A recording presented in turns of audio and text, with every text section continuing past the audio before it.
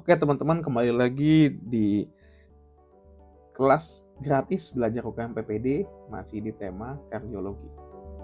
Kali ini kita akan membahas suatu kurva ya, yang merangkum keseluruhan fisiologi dari jantung ya, yang disebut dengan kurva Wigert. Di sebelah kiri kita bisa melihat ada sumbu Y ya, ada yang menggambarkan pressure atau tekanan dan ada yang menggambarkan volume. Ya. Kita lihat satu-satu. Pertama, garis yang warna merah ini. Ya. Ini adalah tekanan di dalam ventricle. Ya. Kemudian yang garis putus-putus yang di atas ini tekanan di dalam aorta. Garis yang putus-putus di bawah ini tekanan di dalam atrium. Garis yang biru ini tekanan di dalam adalah volume di dalam ventricle. Garis yang warna oranye ini adalah gambaran EKG ya, jadi kelistrikan jantung. Nanti kita akan bahas di materi setelah ini. Kemudian yang warna merah di paling bawah itu bunyi jantung. Nah, fase yang pertama, apa teman-teman ingat fase yang pertama? Fase yang pertama ini adalah ventricular filling ya, jadi terisinya volume ventricle. Sini teman-teman bisa lihat ya, volume ventricle ini ada di sekitar 100-130 mili ya. Kita lihat grafiknya warna biru ya, jadi volume ventricle ini sedang penuh oleh darah ya, tapi tekanannya rendah mendekati 0, dimana pada saat fase ini itu terisi si ventricle oleh darah. Yang bagian ini adalah fase passive filling ya. Sementara yang warna biru yang mulai agak naik ya, itu volumenya naik, itu adalah fase atrial contraction. Dari mana kita tahu ini fase atrial contraction? Kita bisa melihat atrial pressure yang tadinya datar dia mulai naik. Berarti ada kontraksi nih dari atriumnya. Makanya volume ventricle-nya juga naik akibat darah yang pindah dari atrium ke ventricle. Selanjutnya kita masuk ke fase isovolumic contraction, di mana volume ventricle-nya tetap, tapi tekanannya naik secara drastis. Tapi belum ada perpindahan darah dari ventricle ke aorta. Kenapa? Karena tekanannya belum sampai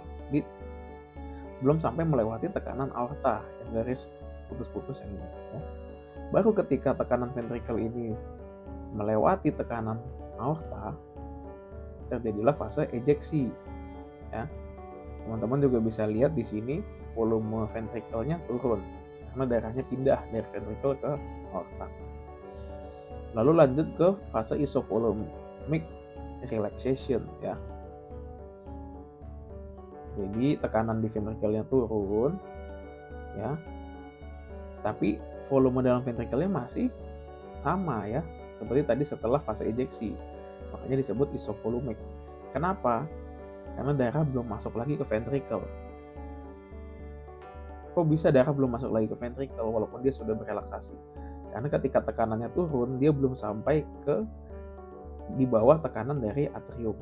Nah, baru ketika tekanan ventricle ini yang warna merah ini ada di bawah garis putus-putus yang menggambarkan tekanan atrium, barulah darah masuk ke dalam ventricle. Sehingga di sini bisa dilihat volumenya naik ya.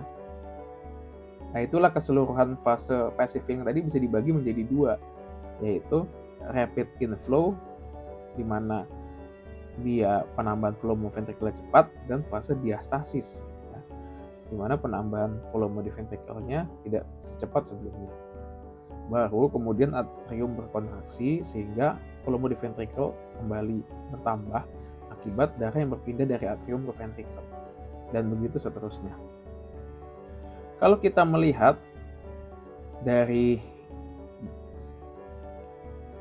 diagram bunyi jantung ya, dari gambaran bunyi jantung yang ada di bawah sini, kita bisa melihat bunyi jantung itu muncul pada saat isovolumic contraction dan isovolumic relaxation ya. Utamanya terjadi di sana ya, jadi sekitar di fase-fase tersebut.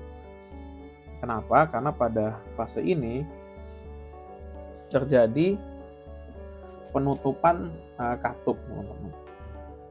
ya, penutupan katup. Dimana pada saat isovolumic contraction itu terjadi penutupan katup AV yang sebelumnya terbuka. Ya. Nah, itulah membentuk bunyi jantung 1. Dan pada fase isovolumic relaxation itu terjadi penutupan katup semilunar ya, atau katup pulmoner dan aorta yang sebelumnya terbuka saat fase ejeksi. Itulah yang membentuk bunyi jantung 2.